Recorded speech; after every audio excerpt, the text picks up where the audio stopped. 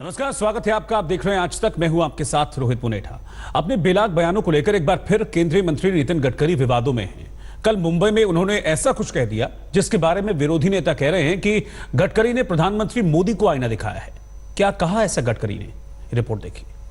कि सपने दिखाने वाले लोग, नेता लोगों को अच्छे लगते हैं, पर दिखाए हुए सपने अगर पूरे नहीं किए तो जनता उनकी पिटाई भी करती है। इसलिए सपने वही दिखाओ जो पूरे हो सकते हैं। मोदी सरकार में हाईवे मंत्री के नाम से मशहूर केंद्रीय परिवहन मंत्री नितिन गडकरी ने फिर कुछ ऐसा कह दिया जिसे हाथों हाथ लपकते हुए विरोधियों ने सीधा पीएम मोदी पर उनका निशाना मान लिया है। मुंबई में एक कार्यक्रम के दौरान गडकरी ने क्या कहा, उनका पूरा बयान सुनिए। कि सपने जो होते हो दिल के अंदर होते हैं। कोई भी सत्ता आंखें निकाल सकती है, पर दिल के अंदर छुपे हुए सपनों को कोई समाप्त नहीं कर सकता। और दूसरी सपनों की और एक विशेषता है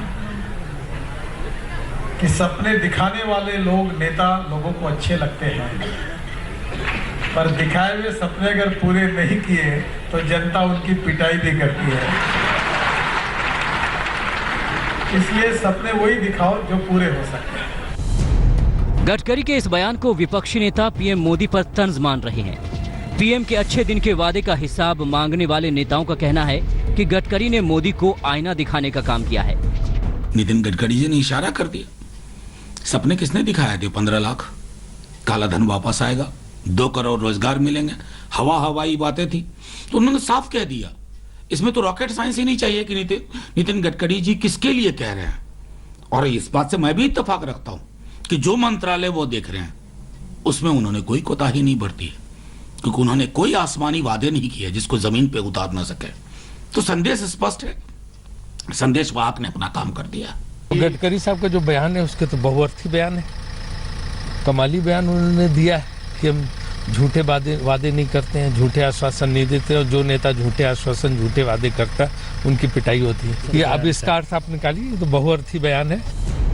गडकरी के बयान पर एआईएएम के नेता असदुद्दीन ओवैसी ने ट्वीट करते हुए कहा, नितिन गडकरी आपको आईना दिखा रहे हैं, और वो भी बेहद चतुराई से।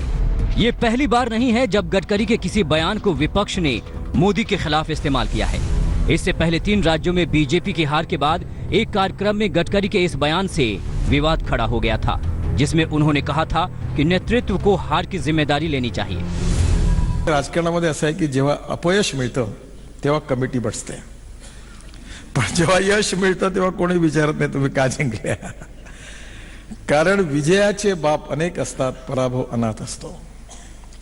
आणि जेव्हा तुमचा सक्सेस स्टोरी असते तेव्हा यशाचा श्रेय घेण्याकरता दौड स्पर्धा असते। सगळेजण म्हणतात माझ्यामुळे यश आहे। हालांकि बाद में गडकरी ने मीडिया पर बयान को तोड़ मरोड़ कर पेश करने का आरोप लगाते हुए सफाई दे दी थी कि इस प्रकार की बातों को, ऊपर वाली बातों को काट देना, नीचे की काट देना, और बीच में अपने मन में जैसा है वैसा इंटरप्रिटेशन निकालकर उसको सर्कुलेट कर देना, ये इसी प्रकार से उसको पूरी तरह से तोड़ मरोड़ कर प्रस्तुत किया गया और वर्तमान चुनाव के राजनीति से जोड़कर उसके ऊपर अपनी कमेंट्स लिखकर पूरी न्यूज़ तैयार की गई। मुझे लगता है कि ये निश्चित रूप से फेयर बात नहीं है। एक तरफ विपक्ष के नेता बार बार पीएम से अच्छे दिन, काला धन की वापसी, बैंक खाते में 15 लाख, रोजगार जैसे वादों पर हिसाब मांग रहे हैं, तो दूसरी तरफ गडकरी का झूठे सपने न दिखाने वाला बयान अपने आप में ये काफी कुछ कहता है। भोपाल से रविशपाल सिंह और मुंबई से मयूरेश गणपति के साथ आज तक ब्यूरो। एक तरफ गडकरी कह रहे हैं कि सपना वही दिखाओ जो पूरा कर पाओ, वहीं मध्य प्रदेश के पूर्व मुख्यमंत्री बाबूलाल गौर ने एक गाना गाकर प्रधानमंत्री मोदी को टिकट का वादा याद दिलाया है। 25 जून को आए थे मेरे ख्याल, 25 जून को दीनदयाल उपाध्याय जयंती पे आए थे। उन्होंने खुद आके मुझे बधाई दी थी कि बाबूलाल गौर एक बार और। तो मैं मोदी जी को याद दिला रहा हूँ, जो वायदा किया है निभाना पड़ेगा, तुम्हें मुझको टिकट देना पड़ेगा। अयोध्या में भव्य राम मंदिर के लिए रामलला का इंतजार अभी और लंबा खिंच गया है। राम जन्मभूमि बाबरी मस्जिद विवाद पर सुप्रीम कोर्ट की 5 सदस्यों वाली संवैधानिक पीठ कल यानी कि 29 जनवरी को सुनवाई करने वाली थी, लेकिन जस्टिस बोबड़े के मौजूद न रहने की वजह से इसे टाल दिया गया है।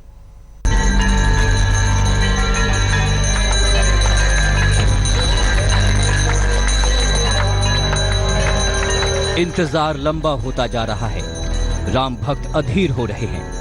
राम जन्मभूमि अयोध्या में रामलला के भव्य मंदिर का सपना कब पूरा होगा, इसका जवाब कब मिलेगा, वो तारीख अब तक नहीं मिल पा रही।